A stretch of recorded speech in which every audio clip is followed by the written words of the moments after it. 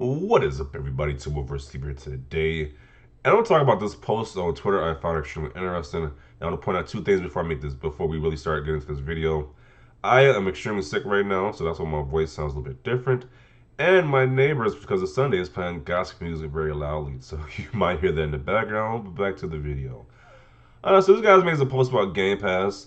Apparently he thinks like every game that's in Game Pass deserves to be like a 10 out of 10 masterpiece.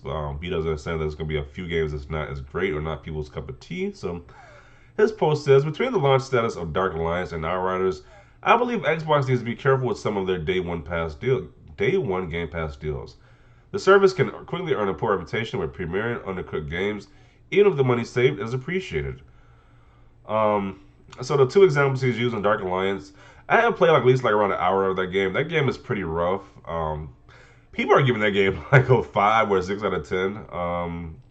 Probably is around that range. It's probably around that range. Like I said, I played like an hour or two of it.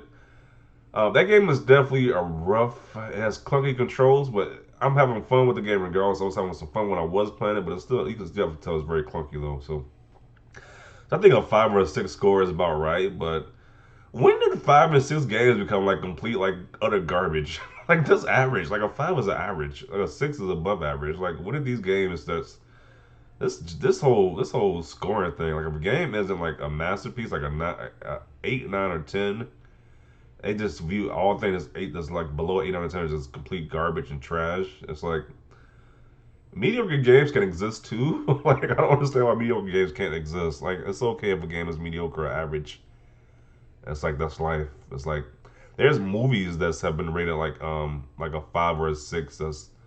That's cult classics. Like I remember someone was making a video. He was making a post about the same topic we're talking about right now, about how certain movies were like rated real lowly, but like a cult classic, like I believe like Top Gun was one of them.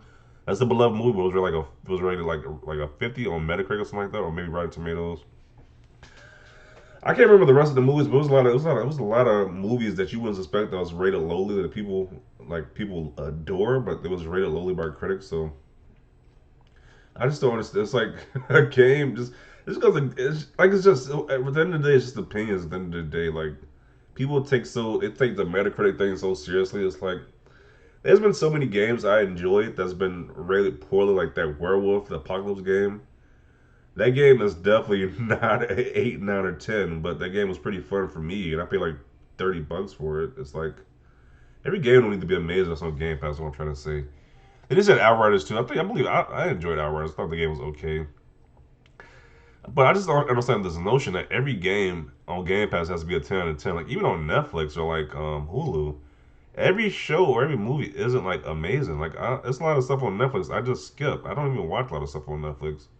There's like certain things on Netflix that I like, so I check that out. I just ignore everything else that I don't like. So I don't get this notion that everything has to be like it's gonna mess up their reputation because they don't have like all these amazing games when they have.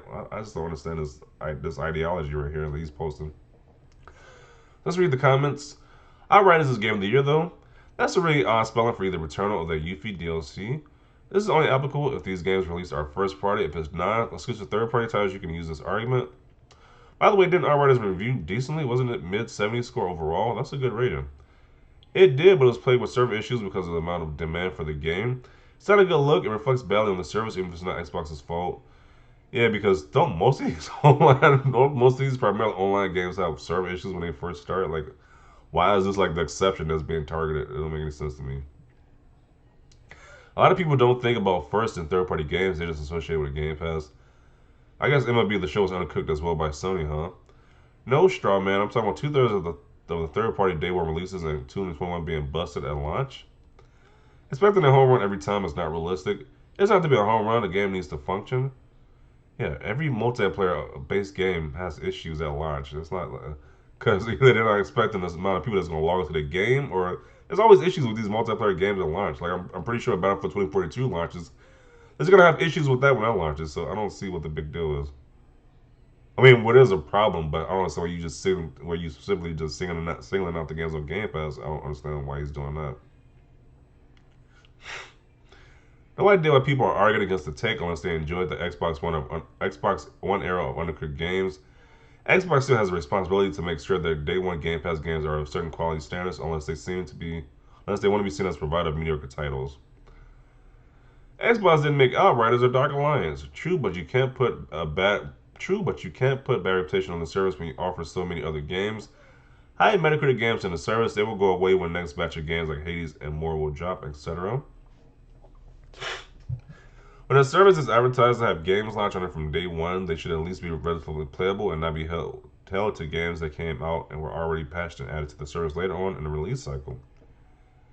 Be grateful you didn't pay full price, that's the whole point of Game Pass. But if we become saturated with subpar games, then what would be the point of Game Pass? Just saying. Dude, they be acting like every game in Game Pass is like rated 5 or a 6. There is still a lot of highly rated games if you want to go by Metacritic. There's a lot of high rated Metacritic games on Game Pass. I don't understand this whole narrative. It's just dumb. I'm not saying Netflix is bad because it has bad movies on the service. Ignore the bad games and play the good ones. That's why they're there. It's variety for everyone. Yeah, and people, even the bad games, people are probably gonna enjoy the bad games too. Like I said, Werewolf the Apocalypse is considered a bad game. I had fun with that game, so I ain't gonna let nobody tell me that game is trash. I had fun with the game, so it is what it is. I had 160 hours in the game. Dark Alliance looks bad, so I won't even bother. Wouldn't Netflix be better if it had good movies though? That's insane. Like that's everybody's opinions differ. Like every movie, like a movie, he could think a movie is bad. I think it's good, and vice versa. I could think a movie is good. He could think it's bad. So everybody's opinion differs, man. It's just I don't I don't get it. I don't agree. Issues are not these games will find an audience in spite of poor reviews. And that's the point of Game Pass, in my opinion. Let's take the power away from big review sites and let people form their own opinions. Yeah, it's like people can't form their own opinions. They just treat like Metacritic and like these review sites as like gospel. It's like it is just people opinions at the end of the day. That's what these review scores are. People opinions. So it's like I don't know. They treat I don't know. It's just weird. They treat this treat it like it's the gospel or something. New game like Outriders and Dark Alliance are flying on Game Pass. There are people paying full price to play these titles.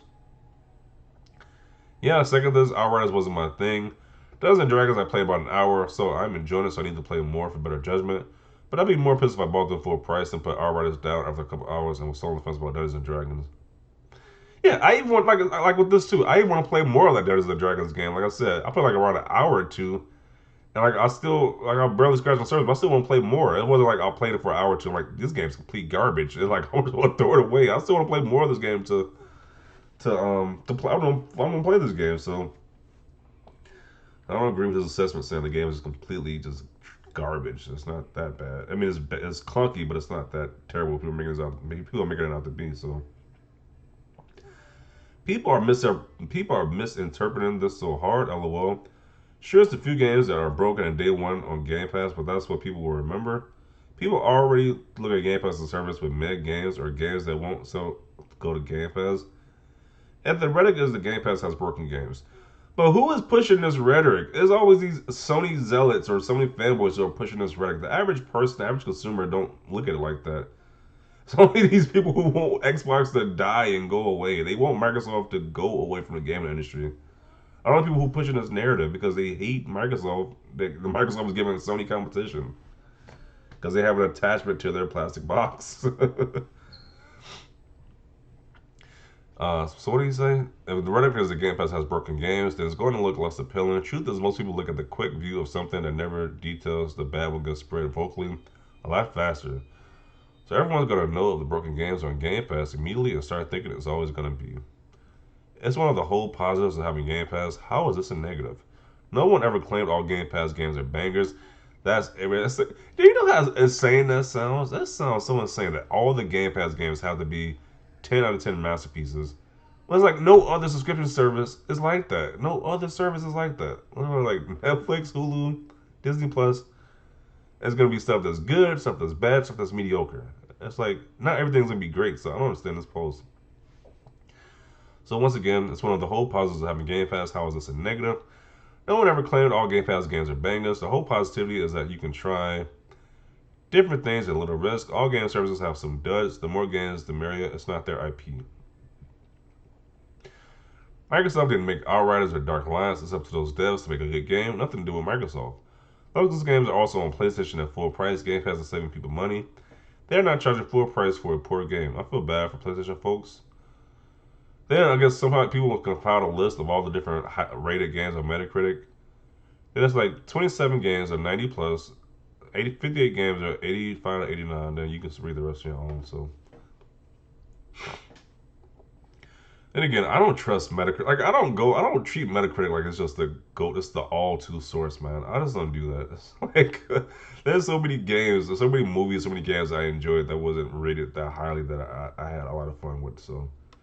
And if I would have just treated Metacritic like it's like the one all be all source, I would have skipped out on these games and had not have fun with these different movies or games. So I don't like that.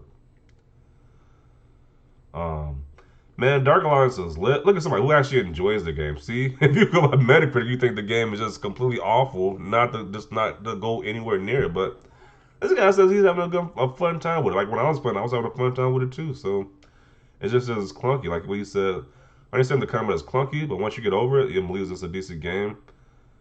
Yeah, like it's clunky, but you can still have fun with the game. And I was having fun with it.